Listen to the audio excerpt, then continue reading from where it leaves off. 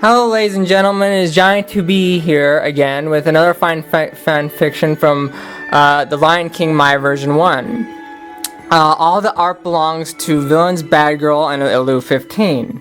Also, music credit belongs to composers from Paul Tchaikovsky, John Mauriat, or otherwise from the Star Trek and Tailspin composers that composed those songs. So here is chapter 5, and I'm about to continue from where we last left off. Again, I do not own anything, or I would probably be in jail. I owe millions of dollars for copyright infringement.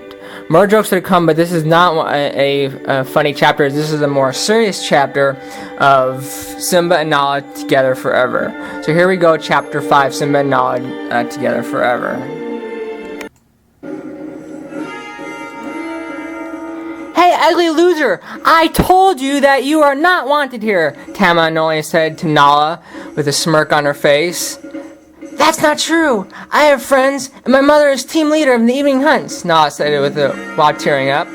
Meanwhile, at a nearby tree, Tojo shot up since he was nearby and saw all that was happening from a distance. Bluey, unify and get King and Snowy, you get Queen who is hunting in the savannah at the moment, he told the birds in a whisper.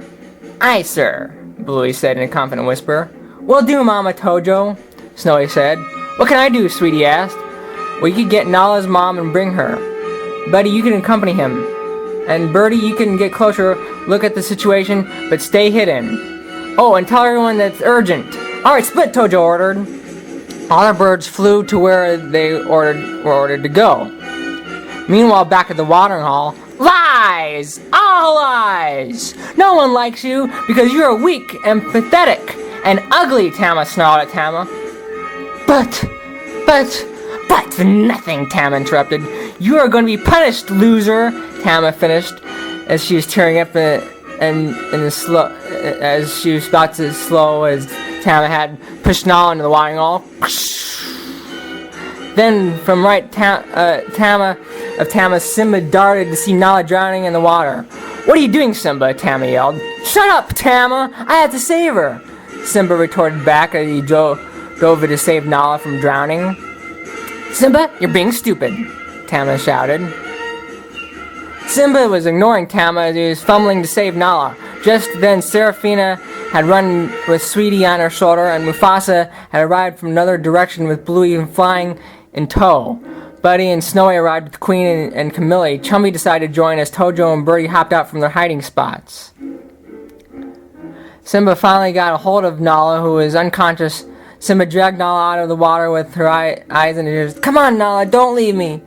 Simba pushed on at her chest. Nala coughed as she started beaming with Simba, who was happy that she had lived. Simba, you saved me, Nala said in a weak tone. Why? Nala, I like you. In fact, I can't live without you. You're more than just a friend, I found out, Nala. Simba gulped and went red. I love you, Nala. Really? Well, I know, but I love you too, Nala said in a weak tone. Simba, you're the highlight of my life, and I couldn't go anywhere without you. In fact, in that case, Nala, would you be my girlfriend? Simba gulped. Only if you be my boyfriend. Yes! Yes, I will. Kiss her already! Chumby shouted. Simba gulped again and closed his eyes as Nala closed hers as they kissed on the lips for the very first time in their lives. The kiss lasted until they ran out of breath and gasped for air. They went into extreme bright red, and when they separated, cheers and whistles calls were heard from every direction except for Tama, who was pissed.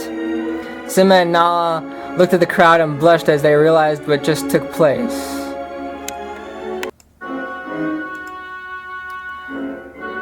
What's with you two? As Tama broke up the joyfulness. Shut up, you started it, Tojo screamed back.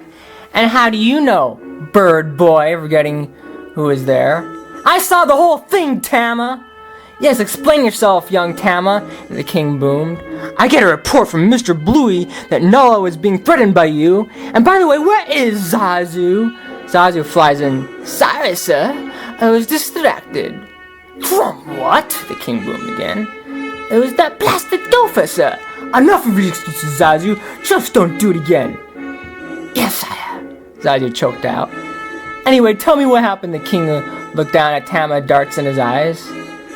Yes, speak up, my daughter. I was hunting with Sarabi when this bird flew up and told us that Nala was in danger and that you started it, Camille angrily said. Yes, Tama, what about you threatening my daughter and supposedly pushing her in the water? Seraphina asked angrily.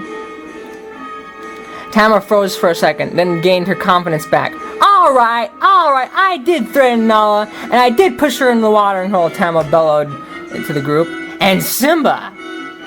I heard enough, young lady. You are grounded for a week, Tama's mom shouted back at her daughter. Yes, and I don't want you at my 6-month birthday party, Tama, Simba spoke loudly to her. Apologize to my daughter, young lady, as Seraphina growled with the tan cub. Yes, apologize to little Nala, Camille said sternly. Sorry, Nala, Tama said in a weak undertone, mumbled, and looked down on the ground. What was that? Camille asked. I said, I'm sorry, in slightly louder voice. And what do we say, Nala? Seraphina asked. Mom, she started it, and I don't see why. Forgive her, Nala. Nala, Seraphina interrupted. Fine, Tama, I forgive you. And then Camille grabbed her daughter and went back home. Well then, I would like to thank Bluey, Snowy, Sweetie, Birdie, Buddy for informing us what happened, the king said. Unlike you, Zazu, who's distracted, Zazu didn't speak it, he just grimaced.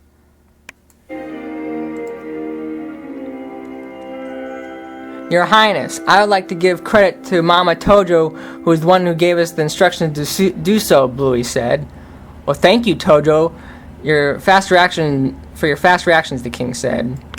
Don't mention it. It was the least I could do, Your Majesty, said Tojo. And thank you, Simba, for saving my daughter, Seraphina said warmly. Simba blushed and again said, Gosh, thanks, Seraphina. A smiling Nala poked Simba on his shoulder, and then they embraced each other and kissed each other again until they gasped for air. Well, I'll leave you two guys alone, Sarabi said. Come on, Seraphina, let's leave them to themselves, the queen said. Nala, I'll see you at dinner, okay, honey? The cubs broke their hug. Sure, Mom. See ya. Chumby, Tojo, and the birds left the two cubs alone as the sun was setting. Hey, Nala, now that we are boyfriend and girlfriend, I'd like to show you a special place if you don't mind.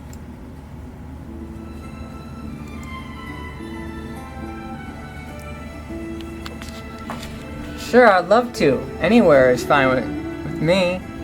Great, but you have to close your eyes and let me carry you there. Where is that special place? Nala, it's a surprise and you're gonna have to trust me. Now close your eyes. Okay. Nala closed her eyes and Simba lifted her up gently and put her on his back, walked slowly to the ruby caves. We're here. You could open them now. Nala opened her eyes as she climbed off Simba's back. Wow! It's beautiful! She gasped. I told you you'd like this place. Isn't it great? Yeah, she echoed as she lit up. I love you, I love you, I love you, he responded in an echo.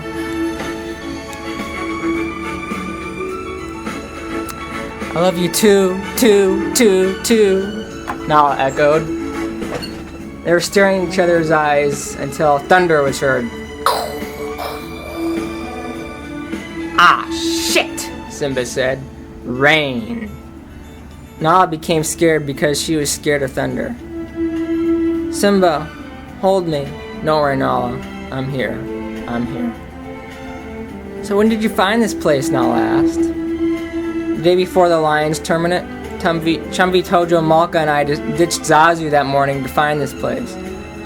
Well, I guess we'll have to stay here as I'm afraid of thunderstorms, Nala said. Don't worry, Nala. I'm right here. Simba and Nala slept in a brace for the entire night while it was raining. The next morning, Simba woke to a beautiful cream-colored lioness cub on his chest. Nala awoke because his heart was beat sped up. "Good morning, my sleepyhead." Nala said, "Good morning, my beautiful Nala. I think we better head back before our parents wonder where we were," Simba said. "Good idea," Simba nods. The two made it back with their tails linked together and noticed everyone was still asleep. They had noticed that a zebra leg was left for them to share. The two ate and curled up and went back to sleep. The end of this chapter. Thank you for listening.